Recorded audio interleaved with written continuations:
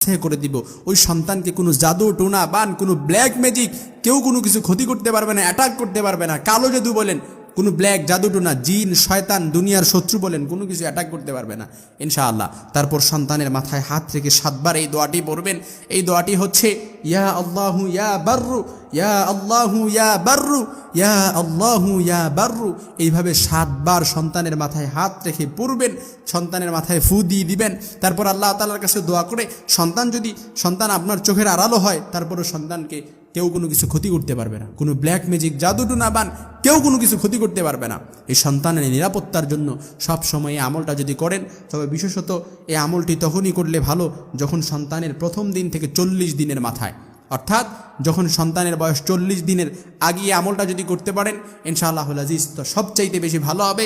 তারপর বড় হয়ে গেলেও করতে পারবেন, সমস্যা নেই, আল্লাহ তাআলা হয়তো কবুল করিয়ে নিতে পারেন ইনশাআল্লাহ। এই সন্তান